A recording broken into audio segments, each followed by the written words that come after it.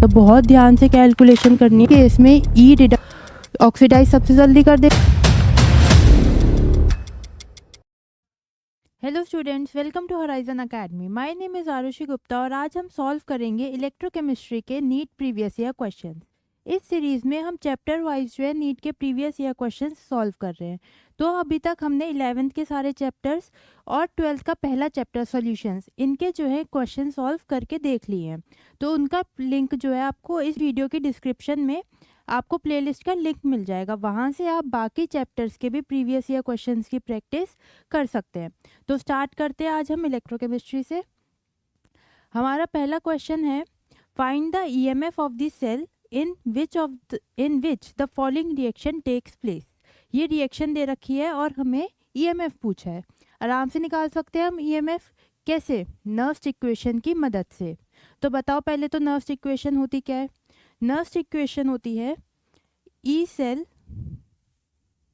Is equals to E naught cell minus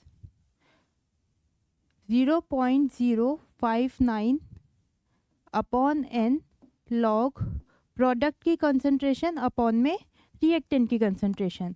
अब हमारे पास product है निकल 2+ और Ag और Ag की पावर 2। डिवाइड में हमें लिखना है रिएक्टेंट की concentration which is Ag plus का स्क्वायर अपॉन स्क्वायर इसलिए क्योंकि यहाँ पे इसका जो स्टाइक्योमेट्रिक कोफिशिएंट है वो 2 है। तो जो भी स्टाइक्योमेट्रिक कोफिशिएंट होता है उसको हम पावर की तरह लगा देते हैं। नेक्स्ट निकल। अब इसके अंदर जो निकल है वो सॉलिड है और सिल्वर ये सॉलिड है, और हमें पता है कि जो सॉलिड्स की कंसंट्रेशन होती है उसको हम 1 मान के चलते हैं। क्या? सॉलिड्स की कंसंट्रेशन को हम 1 मान के चलते हैं। तो Ag यहाँ पे सॉलिड फॉर्म है तो इसकी कंसंट्रेशन 1 होगी, और एनीथिंग मल्टीप्लाइड बाय 1 उसके बराबर होता है, तो इसकी कंसंट्रेशन को हम हटा सकते हैं। और इसी तरह नीचे से हम निकल की कंसंट्रेशन को हटा सकते हैं। तो ये हो गई हमारी नर्व्स इक्वेशन। अब हमारा काम है ई नॉट सेल निकालना, एन कैलकुलेट करना, और इनकी कंसंट्रेशंस तो हमें दे ही रखी हैं यहाँ पर। ठीक है, तो पहले ई नॉट सेल निकालते हैं। क्या फॉर्मूला होता है ई नॉट सेल का? ई नॉट सेल होता है ई कैथोड माइनस ई एनोड। पता है हमें इतनी बात, ठीक है। पर इन्होंने देखो डायरेक्ट ही दे रखा है ई नॉट सेल की वैल्यू कितनी, 1.05। अगर उन्होंने डायरेक्ट नहीं दे रखी होगी ई नॉट की वैल्यू तो हम इस फॉर्मूले से कैलकुलेट करेंगे। अभी उन्होंने डायरेक्ट दे रखी है तो हमारे लिए इजी हो गया, डायरेक्ट यही वैल्यू पुट कर देते हैं। 1.05 ये हमें दे रखी है ई नॉट सेल की वैल्यू माइनस 0.059। अब एन कैलकुलेट करना है। एन क्या होता है? एन होता है नंबर ऑफ इलेक्ट्रॉन्स इन्वॉल्व्ड। किसी रिएक्शन में कितने इलेक्ट्रॉन्स इन्वॉल्व्ड है उसको हम बोलते हैं एन से डिनोट करते हैं। अब रिएक्शन देखो ध्यान से। रिएक्शन में हमें दिखेगा कि निकल कन्वर्ट हो रहा है निकल 2+ में। तो कैसे कन्वर्ट होगा? ये 2 इलेक्ट्रॉन रिलीज करके, और जो Ag+ है वो कन्वर्ट हो रहा है Ag में। Ag+ कन्वर्ट हो रहा है Ag में। कैसे कन्वर्ट होगा Ag में? 1 इलेक्ट्रॉन गेन करके। अब Ag के आगे देखो 2 लगा हुआ है दोनों जगह, तो हमने यहाँ और यहाँ 2 लगा दिया, तो इलेक्ट्रॉन के आगे भी 2 आ गया।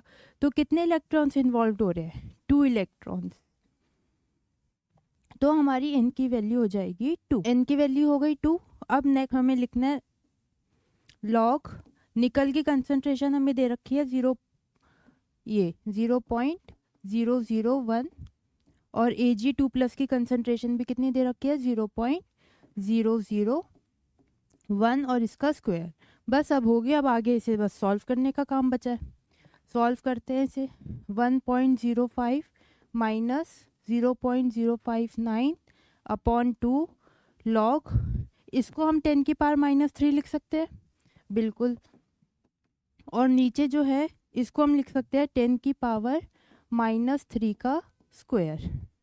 ये 10 की पावर -6 बन जाएगा, इसे 10 की पावर -6 लिख दिया। -6 ऊपर जाएगा तो +6 हो जाएगा, ये बन जाएगा 10 की पावर +6। कितना हो जाएगा? ये हो जाएगा log 10 की पावर 3। और हमें पता है log 10 की पावर 3 किसके इक्वल होता है, 3 के। तो हमारा ये आ जाएगा 1.05 माइनस अपॉन 2 मल्टीप्लाई बाय 3। अब बस इसे सॉल्व करना है। जब आप इसे सॉल्व करोगे तो ये अप्रॉक्सीमेटली आएगा कुछ 0.096 वोल्ट्स के, और ये हमारा आंसर हो जाएगा। तो कौन सा ऑप्शन होगा, ऑप्शन सी हमारा करेक्ट हो जाएगा, 0.096 वोल्ट्स। ठीक है, नेक्स्ट क्वेश्चन पे चलते हैं। नेक्स्ट क्वेश्चन है, फॉर अ सेल रिएक्शन, एक रिएक्शन दे रखी है और ई नॉट सेल की वैल्यू दे रखी है। कह रहे हैं कि the standard Gibbs energy for the cell reaction is. हमें स्टैंडर्ड गिब्स एनर्जी कैलकुलेट करनी है। क्या फॉर्मूला होता है स्टैंडर्ड गिब्स एनर्जी का, हमें पता है डेल्टा जी इक्वल होता है minus n F E naught cell के। ई नॉट सेल की वैल्यू हमें दे रखी है 0.24। एफ की वैल्यू हमें पता है फैराडेज कांस्टेंट होता है और उसकी वैल्यू कितनी होती है 96500। अब हमें एन कैलकुलेट करना है, बस एन पता लगाना है। देखो Fe3+ कन्वर्ट हो रहा है किस में, Fe2+ में। Fe3+ कन्वर्ट हो रहा है Fe2+ में। कैसे कन्वर्ट हुआ होगा, एक इलेक्ट्रॉन गेन करके, और दूसरी तरफ I- कन्वर्ट हो रहा है I2 में। ये कैसे हुआ होगा, एक इलेक्ट्रॉन लूज करके। अब हमें बैलेंस करना है, यहाँ 2 लगा दिया, यहाँ पर 2। सिमिलरली हमने ऊपर भी हर जगह 2 लगा दिए क्योंकि Fe के आगे हमें 2 दिख रहा था। तो कितने इलेक्ट्रॉन्स इन्वॉल्व्ड है, 2 इलेक्ट्रॉन्स। तो हमारी n की वैल्यू हो जाएगी 2। यहाँ पे n की वैल्यू 2 पुट करी और माइनस साइन नेगेटिव लगा दिया। करो इसे सॉल्व। जब आप इसे सॉल्व करोगे तो आएगा 46.320 जूल्स मोल इनवर्स। हमें क्या यूनिट दिख रही है, किलो जूल्स, तो किलो जूल्स में कन्वर्ट कर देंगे, -46.320 किलो जूल्स मोल इनवर्स। ये हमारा आंसर हो जाएगा। तो ऑप्शन बी करेक्ट हो जाएगा। आपको ध्यान रखना है कि इस फॉर्मूले में माइनस साइन आता है, माइनस का ध्यान रखना है। आप देखोगे दोनों ऑप्शन है, माइनस भी है और प्लस भी है। दूसरा क्या है, अगर आपने खाली एक इलेक्ट्रॉन कंसिडर करा तो आपका आंसर ये आ जाएगा। आपको ये देखना है कि एक इलेक्ट्रॉन है या 2। तो गलती से भी एक इलेक्ट्रॉन मत कराना, 2 इलेक्ट्रॉन्स हो रहे हैं, क्योंकि आपको रिएक्शन बैलेंस भी करके देखनी है। Fe के आगे 2 है तो आप 2 लगाओगे। एक Fe के लिए 1 इलेक्ट्रॉन चाहिए, 2 Fe's के लिए हमें कितने इलेक्ट्रॉन चाहिए, 2। तो n हमारा 2 होगा, 1 नहीं। ठीक है, अगला क्वेश्चन देखते हैं। For a cell involving 1 electron, मतलब n की वैल्यू तो 1 हो गई। जो जो गिवन है वो लिखते जाते हैं। n की वैल्यू 1 हो गई। कह रहा है ई नॉट सेल भी दे रखा है, कितना दे रखा है E naught cell, 0.59 volts at इतना temperature. The equilibrium constant for the cell reaction is. इस बार हमसे उसने इक्विलिब्रियम कांस्टेंट पूछा है, मतलब के की वैल्यू, के ही होता है हमारा इक्विलिब्रियम कांस्टेंट। अब देखो हमें पता है कि डेल्टा जी इक्वल होता है minus n F E naught cell के। एक फार्मूला हमको ये पता है। दूसरा फार्मूला कौन सा पता है, कि डेल्टा जी इक्वल होता है माइनस 2.303 NRT लॉग के। और के यहाँ पे हमारा इक्विलिब्रियम कांस्टेंट है। ठीक है, ये दो फॉर्मूले हमें पता है कि जी हमारा होता है minus n F E naught cell और दूसरा जी होता है ये। अब क्योंकि दोनों की लेफ्ट हैंड साइड सेम है डेल्टा जी, तो क्या इसको ऐसे लिख सकते हैं कि minus n F E naught cell is equal to minus 2.303 NRT log K. लिख सकते हैं ऐसा, बिल्कुल लिख सकते हैं। माइनस से माइनस कैंसिल कर देते हैं। ठीक है, हमें निकालना है के, तो लॉग के को एक साइड ले आते हैं और बाकी सब कुछ एक तरफ रहने देते हैं। एक काम करते हैं, लॉग के को इधर छोड़ दिया, इधर बचा n F E naught cell upon 2.303 NRT, ये इक्वल है हमारे लॉग के। अब हमें n की वैल्यू पता है कितनी, 1 पुट कर देते हैं। अब बस वैल्यू पुट करने का काम बचा है। n की वैल्यू हमें 1 पता है, f को अभी एज इट इज छोड़ देते हैं, इसकी वैल्यू पुट नहीं कर रहे। ई नॉट सेल दे रखा है 0.059। डिवाइडेड बाय में है 2.303, n की वैल्यू 1 हो गई, r और t। अब हमारी कैलकुलेशन इजी करने के लिए इन्होंने देखो 2.303 r t और f, इसकी वैल्यू दे रखी है कितनी 0.059। यहाँ पे देखो 2.303 r t बाय f, इस पूरे की वैल्यू, इसको अगर हम रिवर्स कर दें तो क्या बन जाएगा, ये इन्होंने हमें दे रखा है, इसे हटा देते हैं।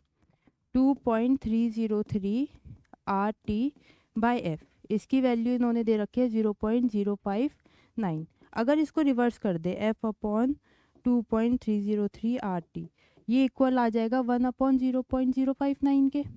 ठीक है, ये वैल्यू हम वहाँ पुट कर सकते हैं, कर देते हैं 1 अपॉन 0.059, और ई नॉट की वैल्यू इन्होंने दे रखी थी इतनी 0.59, ये एक ज़ीरो कम है यहाँ पे।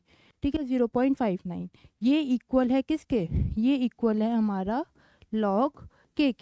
सॉल्व करो, ये पॉइंट हटाएंगे ऊपर 3 ज़ीरोज़ आ जाएगी, ये वाला पॉइंट हटाया नीचे 2 ज़ीरोज़ आ गई, 59 से 59 कट, 2 ज़ीरो से 2 ज़ीरो कट, हमें मिला लॉग के इज़ इक्वल टू 10। उसने हमसे वैल्यू किसकी पूछी है, के की, ना कि लॉग के की। अब लॉग को जब हम शिफ्ट करते हैं इक्वल टू के उस साइड तो वो 10 की पावर बन जाता है। देखो लॉग को जब इक्वल टू के उधर लेके जाएंगे तो वो 10 की पावर जो भी होगा वो लिख देंगे, 10 की पावर 10। सपोज मेरे पास है log x is equals to y, तो x हो जाएगा 10 की पावर y। ये आपको पता होना चाहिए कि लॉग के साथ हम कैसे करते हैं। लॉग जब इक्वल टू के उस साइड जाता है तो 10 की पावर में जो भी नंबर लिखा होता है वो लिख देते हैं, तो वही काम हमने यहाँ करा। लॉग को जब उधर लेके गए तो 10 की पावर 10 बन गया वो, ये तो ये हमारा आंसर होगा। कहाँ दिख रहा है ऐसा आंसर, ये रहा ऑप्शन डी, 1 इंटू 10 की पावर 10। 1 लिखो या ना लिखो एक ही बात है, तो ऑप्शन डी हमारा करेक्ट हो जाएगा। ठीक है, अब नेक्स्ट क्वेश्चन देखते हैं। नेक्स्ट क्वेश्चन है हमारा, the standard electrode potential E naught values of this are given, the correct decreasing order of reducing power is. ये देखो ये बहुत कंफ्यूजिंग क्वेश्चन है, बहुत ध्यान से समझना है इसे। पहले तो जो भी ई नॉट की वैल्यू दे रखी है ना वो लिख लेते हैं। पहले इसने बोला है कि एल्यूमिनियम 3+, यहाँ देखो एल्यूमिनियम 3+ कन्वर्ट हो रहा है एल में, एल्यूमिनियम में Al 3+ कन्वर्ट हो रहा है Al में। ऑक्सीडेशन हो रहा है या रिडक्शन हो रहा है, ये बताओ। रिडक्शन हो रहा है, ठीक है, क्योंकि यहाँ +3 से 0 ऑक्सीडेशन स्टेट में जा रहा है। तो इस केस में जो ई नॉट वैल्यू है उसको ई रिडक्शन बोल सकते हैं। कितनी दे रखी है, ये डी -1.66 वोल्ट्स। अब अगर मुझे सेम रिएक्शन का ऑक्सीडेशन करवाना हो, Al को कन्वर्ट करना हो Al3+ में, मतलब ऑक्सीडेशन करवाना है, उस केस में अगर मैं आपसे ई नॉट वैल्यू पूछूं, ई नॉट ऑक्सीडेशन बोलेंगे, क्या होगी, सेम यही वैल्यू होगी, बस क्या करेंगे साइन चेंज कर देंगे। अगर माइनस साइन होगा तो उसको प्लस बना देंगे और प्लस साइन होगा तो उसको माइनस बना देंगे। ठीक है, यहाँ माइनस साइन है तो +1.66 वोल्ट। इतना क्लियर है। अब दूसरे का करते हैं। सेकंड इन्होंने हमें दे रखा है कि Ag+ कन्वर्ट हो रहा है Ag में, क्या हो रहा है, ऑक्सीडेशन हो रहा है या रिडक्शन हो रहा है, रिडक्शन हो रहा है। इस केस में ई रिडक्शन की वैल्यू कितनी दे रखी है इन्होंने हमें, सेकंड केस में है 0.80। अब मैं इसको रिवर्स कर देते हैं, Ag को कन्वर्ट कर देते हैं Ag+ में, मतलब हमने ऑक्सीडेशन कर दिया, जो भी गिवन था उसका रिवर्स कर दिया। तो ई नॉट में क्या डिफरेंस आएगा कि उसकी वैल्यू भी चेंज हो जाएगी, प्लस का माइनस कर देंगे, माइनस का प्लस कर देंगे। पहले वैल्यू थी +0.8, इसकी वैल्यू हो जाएगी, यहाँ आ जाएगा ऑक्सीडेशन -0.8। ठीक है, थर्ड देखते हैं। थर्ड है K+ कन्वर्ट हो रहा है K में, ई नॉट वैल्यू कितनी है, -2.93। रिवर्स करने पे क्या होगा, माइनस का प्लस बना देंगे। ठीक है, इस तरह। नेक्स्ट फोर्थ देखते हैं क्या होगा। फोर्थ हमें दे रखा है क्रोमियम 3+ से कन्वर्ट हो रहा है क्रोमियम में, ई नॉट वैल्यू कितनी है इसकी, -0.74। इसका रिवर्स कर देते हैं। इस केस में ई नॉट वैल्यू क्या आएगी, माइनस का हम प्लस कर देंगे। ठीक है, इतना क्लियर हुआ। जब भी हम किसी रिएक्शन को रिवर्स कर देते हैं, ऑक्सीडेशन से रिडक्शन में कन्वर्ट कर रहे हैं, तो ई नॉट वैल्यू में क्या चेंज आता है, मैग्नीट्यूड सेम रहता है, माइनस साइन का प्लस कर देते हैं, और अगर प्लस होगा तो उसको माइनस में कन्वर्ट कर देंगे। अब क्वेश्चन में उसने क्या पूछा है हमसे, क्वेश्चन में पूछा है रिड्यूसिंग पावर। रिड्यूसिंग पावर मतलब कौन सा एलिमेंट दूसरे को रिड्यूस कर देगा। रिड्यूसिंग पावर का मतलब यही है कि दूसरे को अच्छा रिड्यूस कौन कर पा रहा है। अब दूसरे को अच्छा रिड्यूस कौन करेगा, जो खुद ऑक्सीडाइज हो जाएगा। तो हमें ये बताना है कि खुद ऑक्सीडाइज कौन अच्छा हो सकता है। ठीक है, उसने हमसे रिड्यूसिंग पावर पूछी है। रिड्यूसिंग पावर मतलब दूसरे को रिड्यूस करना। दूसरे को रिड्यूस कर रहा है तो खुद क्या होगा, ऑक्सीडाइज। तो हमें डिक्रीजिंग ऑर्डर ऑफ ऑक्सीडेशन लगाना है, कौन सा एलिमेंट अपना ऑक्सीडेशन बहुत अच्छे से कर सकता है। अब देखते हैं। हमने सबकी ऑक्सीडेशन वैल्यूज निकाल दी। ये पहली है, ये दूसरी ऑक्सीडेशन वैल्यू है, ये तीसरी और ये चौथी। इसमें से मैक्सिमम जो है, मतलब मैग्नीट्यूड पूछूं, मैग्नीट्यूड नहीं, मैक्सिमम वैल्यू किसकी है, ये वैल्यू है 1.66। ये तो नेगेटिव में है, ये पॉजिटिव में है, ये पॉजिटिव में है। इसमें से मैक्सिमम वैल्यू कौन सी है, के प्लस वाली। तो के जो है ये हमारा सबसे अच्छा रिड्यूसिंग पावर शो करेगा। क्यों, क्योंकि इसका ऑक्सीडेशन सबसे ज़्यादा ई नॉट वैल्यू दे रहा है। ई नॉट वैल्यू जिसकी सबसे ज़्यादा होगी वो उतना अच्छा ऑक्सीडेशन शो करेगा, खुद को बहुत जल्दी ऑक्सीडाइज कर देगा। खुद को ऑक्सीडाइज कर देगा तो दूसरे को क्या करेगा, रिड्यूस। और वही उन्होंने हमसे पूछा रिड्यूसिंग पावर। क्योंकि पोटेशियम के केस में ई नॉट की वैल्यू मैक्सिमम है, तो इसका ऑक्सीडेशन सबसे जल्दी हो जाएगा। सबसे जल्दी हो जाएगा तो खुद को ऑक्सीडाइज सबसे जल्दी कर देगा, दूसरे को रिड्यूस कर देगा। तो के सबसे ज़्यादा, 2.93 से कम वैल्यू कौन सी है, ये वाली। तो नेक्स्ट आएगा एल्यूमिनियम, उसके बाद आएगा क्रोमियम, नेक्स्ट वैल्यू ये है, और उसके बाद आएगा Ag। ठीक है, अगर नहीं समझ आया तो ऐसे देखो, हमें रिड्यूसिंग पावर बतानी थी, मतलब दूसरे को रिड्यूस करेगा तो खुद क्या होगा, ऑक्सीडाइज। हमने सबकी ऑक्सीडेशन वाली पोटेंशियल निकाल लिया, सबका ई नॉट ऑक्सीडेशन ये जो बॉक्सेस में करा है। ठीक है, अब इन बॉक्सेस को डिक्रीजिंग ऑर्डर में लगाते हैं। सबसे पहले आएगा 2.93 जो वैल्यू है पोटेशियम की, उसके बाद आएगा 1.66 जो कि वैल्यू है एल्यूमिनियम की, उसके बाद आएगा क्रोमियम की वैल्यू जो कि है 0.74, और सबसे छोटी वैल्यू है ये -0.84 जो कि Ag। तो ये हमारा आंसर हो जाएगा, ये हमारा ऑर्डर हो जाएगा। कौन सा ऑप्शन दिख रहा है, पोटेशियम, एल्यूमिनियम, क्रोमियम और सिल्वर। ऑप्शन बी हमारा करेक्ट हो जाएगा। ठीक है, रिड्यूसिंग पावर मतलब खुद का ऑक्सीडेशन। तो आपको ऑक्सीडेशन पोटेंशियल्स जो है चेक करने थे, समझ गए। अब आगे चलते हैं अगले क्वेश्चन की तरफ। नेक्स्ट पूछा for a cell involving 1 electron. ये तो अभी करा ही था, ये फिर से कैसे आ गया, कोई बात नहीं, आगे चलते हैं। नेक्स्ट क्वेश्चन है the conductivity of a centimolar solution of KCl at 25 degree Celsius is इतना ohm centimetre inverse.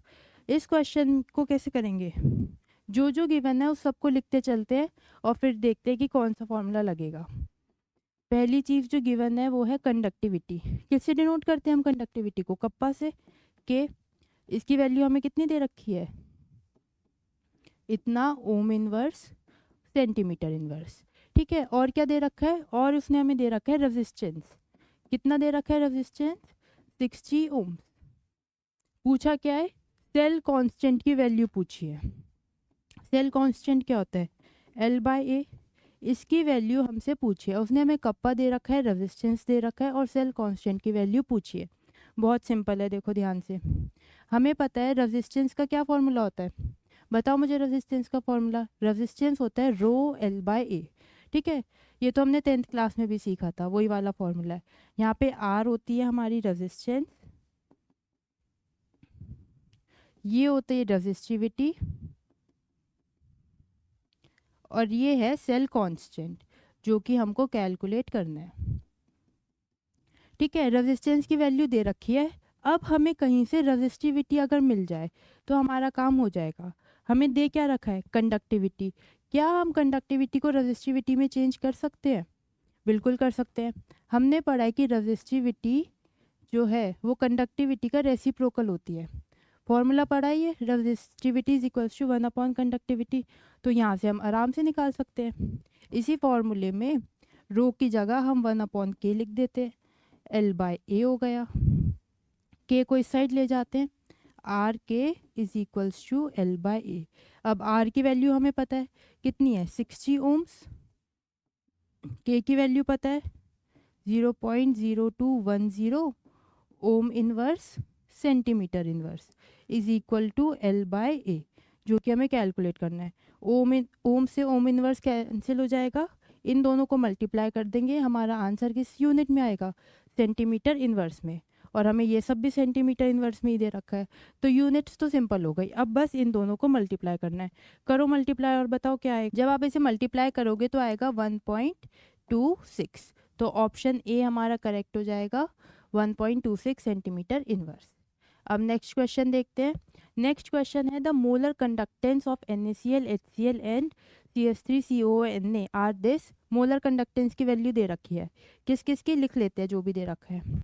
Lambda naught m NaCl का दे रखा है, लैम्डा नॉट m HCl का, और लैम्डा नॉट m CH3COONa का। ठीक है, ऐसे डिनोट करते हैं मोलर कंडक्टिविटी को। इसकी वैल्यू दे रखी है 126.45, इसकी है 426.16 और इसकी है 91.0। ठीक है, कैलकुलेट क्या करना है हमें, the molar conductance of CH3COOH। Lambda naught of CH3COOH हमें कैलकुलेट करना है। तो इसमें हम कोलराश लॉ लगाएंगे। क्या बोला था कोलराश लॉ ने कि CH3COH है जो, ये ब्रेक कैसे करेगा, ये ब्रेक करता है CH3COO माइनस और H प्लस में, क्योंकि एसिड है। तो कोलराश लॉ ने बोला था कि इसकी मोलर कंडक्टेंस इक्वल होगी इसके आयंस की मोलर कंडक्टेंस के। ये मोलर कंडक्टेंस का साइन होता है लैम्डा। ठीक है, तो एसिटिक एसिड की मोलर कंडक्टेंस इक्वल होगी उसके आयंस की मोलर कंडक्टेंस के, इन दोनों आयंस की मोलर कंडक्टेंस के इक्वल होगी। सिमिलरली इस केस में भी होगा। तो हमें इन तीनों की मदद से ये बनाना है। कैसे बनाएंगे, देखो हमें चाहिए CH3COOH। यहाँ पे आपको दिख रहा है CH3COONa, इसकी मोलर कंडक्टेंस लिख देते हैं। और क्या चाहिए, H, इतना पार्ट तो मिल गया हमें CH3COO। अब H और चाहिए, वो हमको HCl से मिल जाएगा। तो यहाँ पे ऐड कर देते हैं HCl का। अब एक्स्ट्रा क्या है, हमें CH3COOH चाहिए था, वो हमें यहाँ से मिल गया। H चाहिए था, वो हमको ये मिल गया। Na और Cl ये दोनों एक्स्ट्रा है, ये हमको नहीं चाहिए, तो माइनस कर देंगे lambda naught of NaCl। Lambda naught of NaCl को माइनस कर दिया, जो कि वैल्यू दे रखी है। अब ये सारी वैल्यूज पुट कर देंगे और सॉल्व कर देंगे। 91 प्लस HCl के लिए है 426.6 माइनस NaCl के लिए है 126.45। सॉल्व कर दोगे आपका आंसर आ जाएगा। करके बताओ सॉल्व की क्या आएगा फटाफट। जब आप इसे सॉल्व करोगे तो 390 के अप्रॉक्स आएगा। तो कौन सा ऑप्शन होगा सही, ऑप्शन सी हमारा करेक्ट हो जाएगा, 390.71। ठीक है, अब आगे चलते हैं अगले क्वेश्चन की तरफ। नेक्स्ट क्वेश्चन की तरफ चलते हैं। नेक्स्ट क्वेश्चन है the molar conductivity of 0.01 molar acetic acid is this. Molar conductivity दे रखी है लैम्डा m, गिवन लिखते हैं लैम्डा m कितना दे रखा है 20, और कंसंट्रेशन दे रखी है कितनी 0.007। What is the dissociation constant of the acetic acid. Dissociation constant पूछा है, मतलब Ka पूछा है, इसी का नाम होता है डिसोसिएशन कांस्टेंट। Ka का क्या फॉर्मूला होता है, Ka होता है C अल्फा स्क्वायर, जहाँ पे C होती है कंसंट्रेशन और अल्फा होता है डिग्री ऑफ डिसोसिएशन। अब हमारे पास सी की वैल्यू तो है, ये दे रखी 0.07। अल्फ़ा की वैल्यू निकालनी है। अल्फ़ा क्या होता है? अल्फ़ा इक्वल होता है lambda m upon lambda naught m के। अब लैम्डा एम की वैल्यू हमारे पास है 20, लैम्डा नॉट एम निकालना है। कैसे निकालेंगे? कोलराश लॉ की मदद से। हमें निकालना है lambda naught M of CH3COOH, और कोलराश लॉ के अकॉर्डिंग ये इक्वल होगा अपनी आयंस के मोलर कंडक्टिविटी के। ये पहला आयन इसका और ये H प्लस इसका दूसरा आयन। ठीक है, इनकी वैल्यू हमें दे रखी है कितनी? 350 इसकी दे रखी है और 50 इसकी दे रखी है। टोटल कितना हो गया? 400। ठीक है, लैम्डा नॉट की वैल्यू आ गई, यहाँ पुट कर देते हैं। लैम्डा एम है 20, लैम्डा नॉट है 400। कट करो, इसे सॉल्व करो, 1/20 आएगा, यहाँ पुट कर देते हैं। कहाँ करें? यहीं कर ले। के ए इज इक्वल्स टू सी है 10⁻³ और अल्फ़ा है 1/20 का स्क्वायर। सॉल्व करो और फिर बताओ क्या आएगा। जब आप इसे सॉल्व करोगे तो आएगा 1.75 इंटू 10⁻⁵। सॉल्व करके देख लेना, ये माइनस की गलतियाँ मत करना। ठीक है, तो कौन सा ऑप्शन हो जाएगा? ऑप्शन बी हमारा सही हो जाए, ऑप्शन डी हमारा सही हो जाएगा, 1.75 इंटू 10⁻⁵। ठीक है, नेक्स्ट क्वेश्चन पे चलते हैं। अब नेक्स्ट क्वेश्चन है हमारा, mass in grams of copper deposited by इतने ampere of current through a voltmeter containing copper sulphate solution for 100 second is. ये फैराडेज लॉ ऑफ इलेक्ट्रोलाइसिस से आ गया क्वेश्चन। क्या फॉर्मूला होता है फर्स्ट लॉ ऑफ फैराडेज का? फर्स्ट लॉ ऑफ फैराडे का होता है W is equals to ZIT। ठीक है, आपको बस ये फॉर्मूला याद करना है, इसके बेसिस पे सारे क्वेश्चन हो जाएंगे। W क्या होता है? W होता है वेट या फिर mass of substance deposited. Weight या फिर mass of the substance deposited, कितना मेटल जो है डिपॉजिट हुआ गया है। जैसे इस पर्टिकुलर केस में हमें वही कैलकुलेट करना है कि कितना कॉपर जो है वो डिपॉजिट हुआ है। ठीक है, टी तो टाइम हो गया और आई होता है करंट। कौन सी यूनिट में? टाइम होता है सेकंड्स में और करंट होता है एम्पेयर में। अगर आपको टाइम सेकंड्स में नहीं दे रखा तो आप उसे पहले सेकंड्स में कन्वर्ट करोगे, नहीं करा कन्वर्ट तो आंसर पे गलत आ जाएगा। और Z क्या होता है? अब देखो, Z इक्वल होता है इक्विवेलेंट वेट F के, और F हमें पता है 96500 होता है, तो F लिखो या फिर 96500, इसकी वैल्यू लिख दो, एक ही बात है। ठीक है, F लिख कर चलते हैं फिलहाल। Z होता है ये इक्विवेलेंट वेट अपॉन F, और इक्विवेलेंट वेट कैसे कैलकुलेट करते हैं? इक्विवेलेंट वेट इक्वल होता है molar mass upon n factor के। किसके इक्वल होता है? Molar mass upon n factor. n factor क्या है? n फैक्टर हो गया नंबर ऑफ इलेक्ट्रॉन्स गेन्ड और लॉस्ट। या तो molar mass upon n factor बोलो, या फिर मोलर मास अपॉन कितने इलेक्ट्रॉन्स गेन या फिर लूज किए गए हैं उसको बोलो। तो यहाँ लिख लो number of electrons lost oblique gain. ठीक है, ये हमें सारी टर्म्स पता चल गई। अब इस क्वेश्चन में हमें W कैलकुलेट करना है, बाकी सारी चीज़ें गिवन होंगी। टाइम दे रखा है कितना? 100 सेकेंड्स। टाइम सॉल्व हो गया। आई करंट दे रखा होगा, कितना दे रखा है? ये रहा 9.6487 एम्पेयर्स। अब Z कैलकुलेट करना है। Z के लिए हमें चाहिए होगा पहले इक्विवेलेंट वेट अपॉन में F। पहले इक्विवेलेंट वेट निकाल लेते हैं। ठीक है, Z बाद में निकालेंगे। Equivalent weight molar mass upon में number of electrons involved. Copper का मोलर मास कितना है? 63, यहाँ लिख दिया 63 अपॉन में नंबर ऑफ इलेक्ट्रॉन्स लॉस्ट या गेन्ड। अब देखो सोल्यूशन किस चीज़ का था? हमारा जो सोल्यूशन था वो था कॉपर सल्फेट का सोल्यूशन, मतलब CuSO4। इसके अंदर कॉपर कौन सी ऑक्सीडेशन स्टेट में होता है? 2+ में। तो कॉपर 2+ कन्वर्ट हो रहा है किस में? कॉपर में। कैसे कन्वर्ट हुआ होगा? 2 इलेक्ट्रॉन गेन करके। तो हमारा N की वैल्यू यहाँ पर 2 हो जाएगी, क्योंकि कॉपर ने 2 इलेक्ट्रॉन्स गेन करे हैं। ठीक है, तो इक्विवेलेंट वेट हो गया 63 अपॉन N और N की वैल्यू है 2। तो z क्या हो जाएगा 63/2 मल्टीप्लाई बाय में f।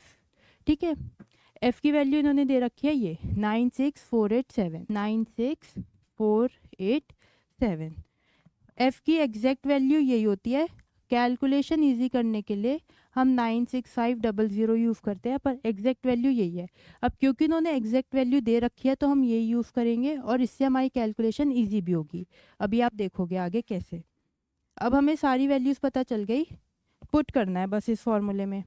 w is equals to z की वैल्यू पुट करी 63/2 मल्टीप्लाई 96487 मल्टीप्लाई में क्या आएगा करंट 9.6487 मल्टीप्लाई बाय में टाइम, कितना टाइम है 100 सेकेंड 100, ये पॉइंट हटा के नीचे 4 जीरोस आ गई। ठीक है, अगर टाइम सेकंड्स में नहीं दे रखा था तो उसे पहले सेकंड्स में कन्वर्ट करते, ये दोनों कट हो जाएंगे। बस अब तो क्या ही बचा, यहाँ 2 जीरो से 2 जीरो कट 63/2 और यहाँ पे बचा 1/100। अब तो बहुत आसान है सॉल्व करना, करो सॉल्व फटाफट। इसे सॉल्व करने पे कितना आएगा 31.5 इंटू 10 की पावर -2 इक्वल टू 0.0, 2 जीरो पीछे जाएगी 0.315 ग्राम्स। ये हमारा आंसर हो गया 0.315 ग्राम्स। कौन सा ऑप्शन है, ऑप्शन बी। तो आप देखोगे 315 तो आपको हर ऑप्शन में दिखेगा, वो बस आपको पॉइंट्स में अटका रहा है, किसी में एक पॉइंट यहाँ है किसी में एक पॉइंट यहाँ है। तो बहुत ध्यान से कैलकुलेशन करनी है, जल्दी जल्दी में गड़बड़ नहीं करनी। ठीक है, नेक्स्ट क्वेश्चन पे चलते हैं। The number of faradays required to produce 20 gram of calcium from molten CaCl2। बहुत आसान क्वेश्चन है। देखो CaCl2, इसके अंदर कैल्शियम 2+ में प्रेजेंट होगा और क्लोरीन माइनस की फॉर्म में होगा। हमें काम है खाली कैल्शियम का। अब वो बोल रहा है कैल्शियम 2+ कन्वर्ट हो रहा है कैल्शियम में। कैसे कन्वर्ट हुआ होगा, इलेक्ट्रॉन गेन करके। और कितने इलेक्ट्रॉन गेन किए होंगे उसने, 2 इलेक्ट्रॉन्स। ठीक है, तो calcium 2 electron gain, calcium 2+ 2 electron gain करके कन्वर्ट हो रहा है कैल्शियम में।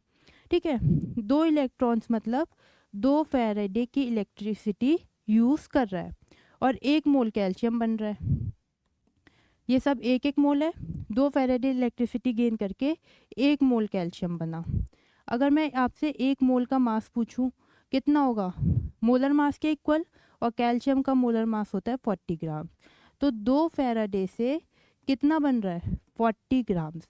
या हम ऐसा बोल सकते हैं कि 40 ग्राम कैल्शियम डिपॉजिट करने के लिए हमें 2 फैराडे की इलेक्ट्रिसिटी चाहिए। क्वेश्चन में उसने क्या पूछा है कि 20 ग्राम कैल्शियम के लिए कितनी इलेक्ट्रिसिटी चाहिएगी। अब बहुत कॉमन सेंस वाली बात है ये, 40 ग्राम कैल्शियम के लिए कितनी इलेक्ट्रिसिटी चाहिए 2 फैराडे, तो 20 ग्राम्स के लिए कितनी चाहिएगी, इसकी आधी। 40 का आधा होता है 20, तो इलेक्ट्रिसिटी को भी हाफ कर देंगे। 2 का हाफ कितना होता है 1, तो 1 फैराडे की इलेक्ट्रिसिटी से जो है 20 ग्राम कैल्शियम डिपॉजिट हो जाएगा। तो ऑप्शन ए हमारा करेक्ट हो जाएगा। या तो आप इसको ऐसे कर सकते हो लॉजिकली, या फिर अगर आपको फॉर्मूला यूज़ करना है तो डायरेक्ट आप फॉर्मूला यूज़ कर सकते हो। कौन से वाला, W is equals to ZIT। W आपको 20 दे रखा है, Z हो गया 40/20, IT ही पूछा है। IT किसके बराबर होता है, I हो गया करंट और T हो गया time. Current into time equal होता है चार्ज के। ठीक है, और उसने हमसे चार्ज ही पूछा है जो कि इक्वल है Q के, तो ये इक्वल हो गया Q के मल्टीप्लाई बाय Q। इसे सॉल्व करोगे आपका Q 1 आ जाएगा। ठीक है, तो आप डायरेक्ट फॉर्मूले से भी कर सकते हो या फिर लॉजिकली भी कर सकते हो। आगे चलते हैं अगले क्वेश्चन पे। इसमें पूछा है during electrolysis of molten NaCl। हमारे पास NaCl था, इसका इलेक्ट्रोलिसिस कर दिया। NaCl होता है Na+ और Cl-। जब हमने इसका इलेक्ट्रोलिसिस किया तो Na+ कन्वर्ट हो जाएगा Na में और Cl- कन्वर्ट हो जाएगा Cl2 गैस में। Na 1 इलेक्ट्रॉन गेन करेगा, Cl 1 इलेक्ट्रॉन रिलीज करेगा। यहाँ पे हम रिएक्शन को इस तरह से बैलेंस कर देंगे। इतना हो गया। अब देखते हैं पूछा क्या है कि उसने बोला कि ये अभी तक हमने पढ़ा इलेक्ट्रोलाइसिस ऑफ NaCl। अब पूछा है कि during the electrolysis of NaCl time required to produce 0.1 mole of chlorine gas using current of 3 ampere is. इसमें भी हमारा W is equals to ZIT वाला फॉर्मूला लग जाएगा। W होता है क्या, बताओ मुझे, मास ऑफ सब्सटेंस डिपॉजिटेड। उसने क्या बोला, कितनी क्लोरीन डिपॉजिट हुआ है, 0.1 मोल। यहाँ लिखते हैं W होता है मास ऑफ सब्सटेंस डिपॉजिटेड। उसने हमको बोला है 0.1 मोल Cl2 रिलीज हुआ है। अब हमें 0.1 मोल को मास में बदलना है, मतलब ग्राम में बदलना है। कैसे बदलेंगे, मल्टीप्लाई कर देंगे मोलर मास से। क्लोरीन का मोलर मास कितना होता है, क्लोरीन का 35 और Cl2 का कितना होगा 35.5 इंटू 2 71। तो क्लोरीन का मोलर मास हो गया 71, तो इससे आया 7.1। ये तो आ गया हमारा W। ठीक है, अब नेक्स्ट Z देखते हैं। Z होता है इक्विवेलेंट वेट अपॉन में F। ठीक है, इक्विवेलेंट वेट क्या होता है, molar mass upon number of electrons lost और गेन्ड। मोलर मास कितना है क्लोरीन का 71 अभी निकाला, और ये कितने इलेक्ट्रॉन्स लूज या गेन कर रहा है, रिएक्शन से हमने देखा ये 2 इलेक्ट्रॉन्स लूज कर रहा है। तो 71 अपॉन 2 ये इसका इक्विवेलेंट वेट हो गया। Z कितना आएगा 71 अपॉन 2 मल्टीप्लाई बाय 96500। ये हमारे पास Z आ गया, ये हमारे पास W आ गया था। अब इस फॉर्मूले में पुट कर देते हैं, W is equals to ZIT। W कितना निकाला हमने 7.1, Z हमने निकाला 71 अपॉन 2 इंटू 96500। करंट इन्होंने हमें दे रखा है 3 एम्पेयर्स, और टाइम हमें कैलकुलेट करना है। सारी वैल्यूज पुट हो गई, अब बस कैलकुलेशन बचा है। कैलकुलेट करके बताओ T कितना आएगा। जब आप कैलकुलेट करोगे तो T आपका आएगा 6433.3। यूनिट क्या होगी इस T की, अभी बताया था। टाइम हम किस यूनिट्स में लेते हैं, टाइम हम लेते हैं सेकंड्स में, तो इसकी यूनिट हो गई सेकंड। अब ऑप्शन देखो, ऑप्शन में हमें कौन सी यूनिट दे रखी है, ऑप्शन में उन लोगों ने हमें मिनट्स दे रखे हैं, तो हमें सेकंड्स को मिनट में कन्वर्ट करना पड़ेगा। कैसे कन्वर्ट करेंगे सेकंड्स को मिनट में, डिवाइड बाय 60 करके। तो इसको डिवाइड बाय 60 कर देते हैं। क्या आएगा, जब इसे सॉल्व करोगे तो 107 मिनट्स के अराउंड आ जाएगा आपका आंसर। अब 107 के सबसे ज़्यादा क्लोज क्या दिख रहा है, 107 के सबसे क्लोज 110 है, तो उसको हम टिक कर देंगे। तो ऑप्शन बी 110 मिनट्स हमारा आंसर हो जाएगा। ठीक है, तो आज की क्लास के लिए इतना ही। Thank you very much for watching.